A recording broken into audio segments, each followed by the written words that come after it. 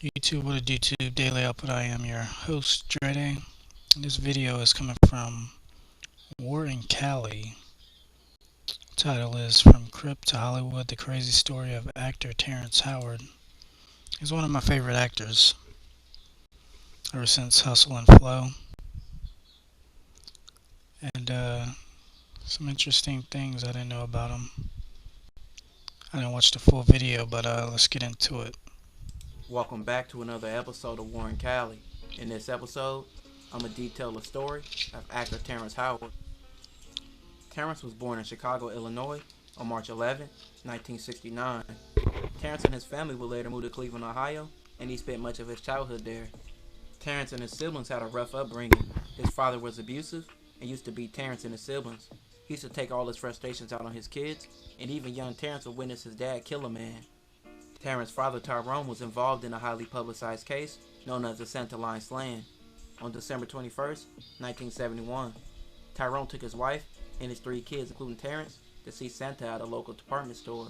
But this would lead to an altercation between Tyrone and another man, and leading to Tyrone killing the man and later being arrested that same day.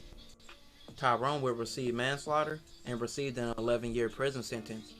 Terrance's mother and father would later divorce, and he would be raised by his mother until his teenage years. Terrance would later move to LA and live with his great-grandmother.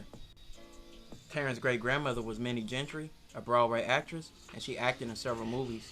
Some of her most known movies she acted in was Black Caesar, Claudine, and she even acted in The Cosby Show. Moving to LA would be a different world, and Terrance fell victim to the LA lifestyle and what was going on in the 80s and the 90s. He would become part of the Mansfield Gangster Crips. The Mansfield Gangster Crips are a gang from West LA, and becoming a Mansfield, Terrance just wanted to be a part of something and be protected. But with Terrance not really being ready for the streets, this would get him in trouble with his own gang. One of Terrance's big homies from Mansfield, from Terrance's own words, was out to kill another gang member from Schoolyard Crip. Terrance broke gang rules and told his rival that his big homie was going to kill him. This got Terrance beat by his own gang for the betrayal of his gang and giving enemies the drop of what was going to happen.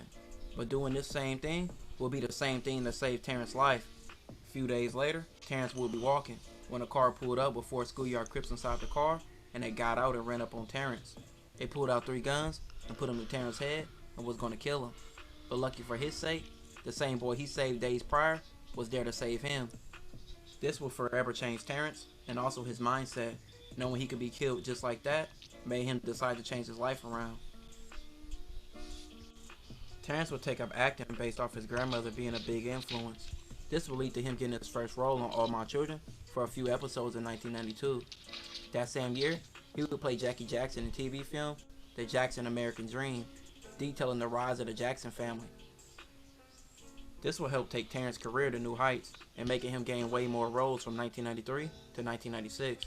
Terrance would act in numerous roles from movies like Sunset Park, Dead Presidents, and shows like Family Matters, Living Single, New York Undercover, Coach, and even starred in a few seasons of a show called Sparks.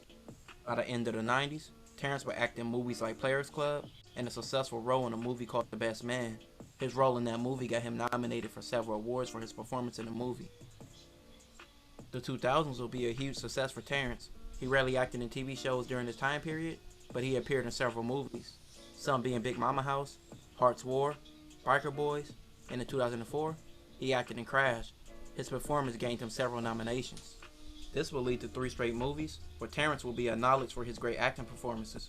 He will be nominated for all 3 movies, and the movies were Ray, the biopic of artist Ray Charles, a movie called The Salon, and one of his most known movies, a movie called Hustle and Flow.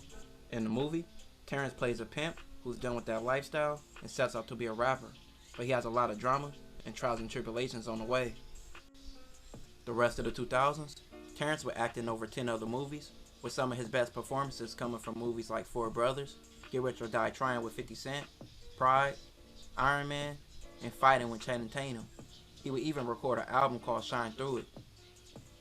In the 2010s, Terrance would stay active with over 15 roles to his name, appearing in shows like Law and Order, Hawaii Five-0, and movies like Winnie Mandela, which he played Nelson Mandela, Winnie Mandela's husband.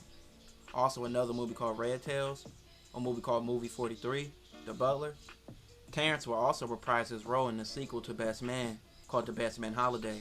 This was done 15 years after the original. 2015, Terrance gained his biggest role in the 2010s, playing Lucius Lyons, a rap mogul alongside his wife in the show, Taraji P. Henson. In the show, they ran a label and had many ups and downs while doing it. This show lasted 6 seasons and was a huge success. Terrance would do a few more movies along the years and was even a part of a TV special of The Best Man called The Final Chapters. Terrance came a long way from a life of chaos and uncertainty to becoming a star and making his life dreams come true. I like videos like this,